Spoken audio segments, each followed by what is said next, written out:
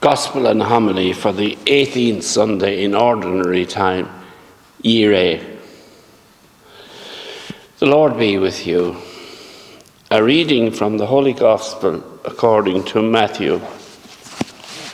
When Jesus received the news of John the Baptist's death, he withdrew by boat to a lonely place where they could be by themselves. But the people heard of this, and leaving the towns, they went after him on foot. So as he stepped ashore, he saw a large crowd, and he took pity on them and healed the sick.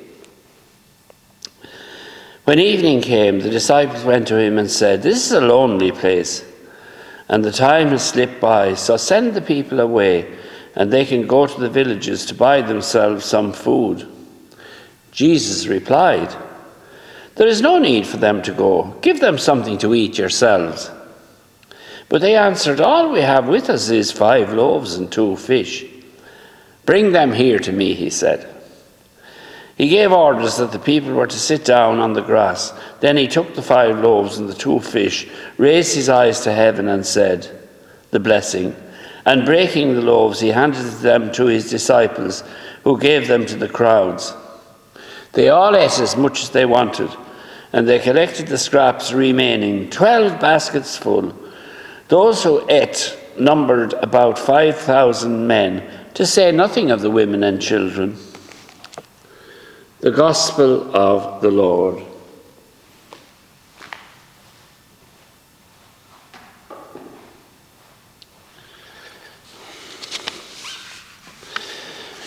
The miracles of the loaves and fishes, as we all know, foreshadows the Eucharist, where multitudes are fed on the living bread from heaven. Being nourished on heavenly bread should help focus our minds more deeply on those on our planet who are short of earthly bread. The Holy Father has said that participation in the Mass should challenge us to address social inequalities in our world, where people have insufficient bread for themselves and their families. He goes on, to ignore them would mean we're becoming like the rich man who pretended not to notice the beggar Lazarus lying at his gate.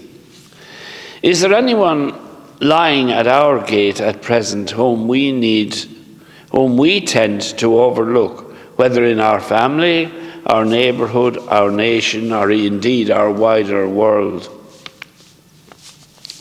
However, Blessed Mother Teresa often spoke about the material poverty of the poorer nations as being a less serious issue than the spiritual poverty of the richest nations as far as the salvation of our souls is concerned. Everyone knows we have a spiritual hunger which cannot be satisfied by material means. Man does not live on bread alone, Jesus reminded his adversaries. We would never dream of denying our children ordinary food, but it's a bigger neglect to let them go without spiritual nourishment. What spiritual reserves are we bequeathing to our children and grandchildren? As well as that, Jesus tells us we are created for a life beyond the grave. He says, "Labour not for the food that perisheth, but for the food which endures to everlasting life, the kind the Son of Man is offering you." Not to see beyond the material world would be lethal spiritually. It would mean we've missed out on why we were created. An overly materialistic lifestyle would keep us more focused on things rather than on people. We might even be tempted to see people as commodities to be used and not as persons made in the image and likeness of God. Seeing the image of God in the face of our fellow mortals will prepare us for a face-to-face meeting with Him and hopefully them in the world to come. In the Gospel today, it is interesting to note that Jesus didn't perform a miracle with a wave of his hand. He needed human input, coming in the form of a few loaves and fishes. It's the same with us. We come to Mass with our 2 loaves and fishes, which could be translated into our paltry efforts of loving others. In the realm of love, small acts of kindness speak louder than grand gestures. Jesus will know our good intentions and expand our capacity to love in a more unstinting way. God will not be outdone in generosity. The amount we measure out is the amount will be given back.